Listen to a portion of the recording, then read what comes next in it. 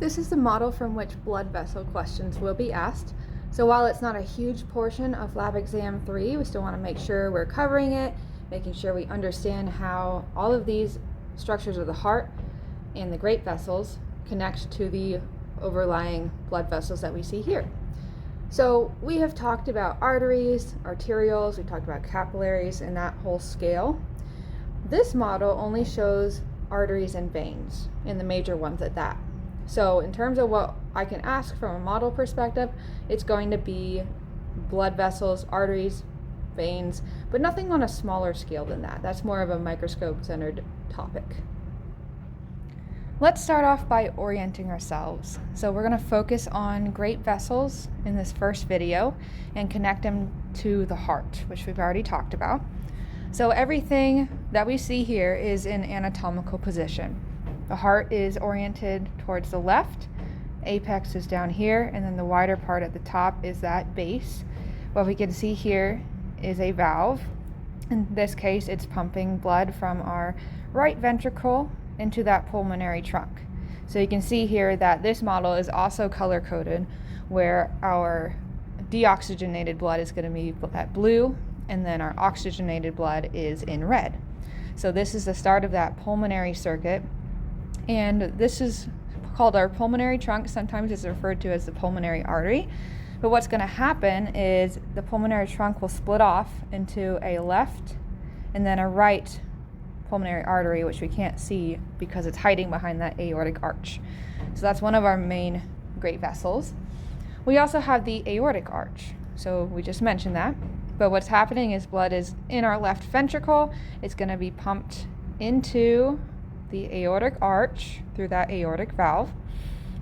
And this is technically the ascending aorta. So it's going higher, it's moving in a superior direction, so it's ascending. We're going to contrast that later with our descending aorta. So what happens is this is going to arch, and then we're going to have the descending aorta passing behind these structures of the heart. It's going to have an opening through the diaphragm to allow it to pass into our abdominal pelvic cavity. So what we see a little more inferiorly, this is all part of that descending aorta. All right, other things we can see are the three branches off of that aortic arch.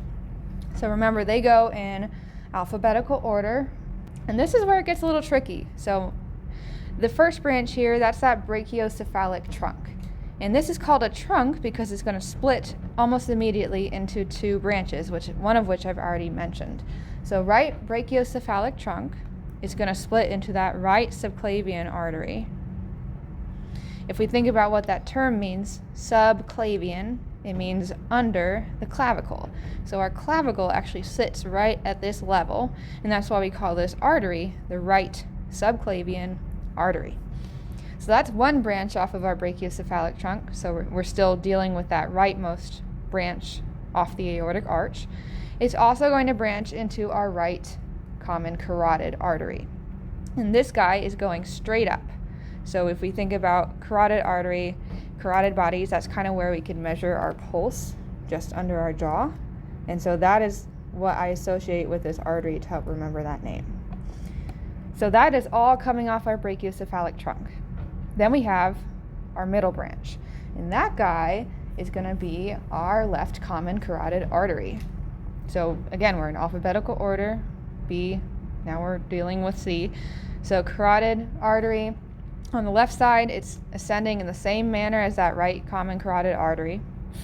And it's called common because it's eventually going to split off again. So anytime you see the term common or trunk, that usually means there's going to be another path splitting off further along, another branching, if you will. So that is going to be in the middle. And then lastly, we have our left subclavian artery.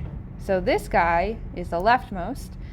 Just like with the right subclavian, it's going to arch and pass underneath the level of our clavicle, so right about here. And we can see that left subclavian is arching. It's going to go underneath that pulmonary trunk, and then we're passing this way. So those are the main branches off of our aortic arch. We also have those great veins.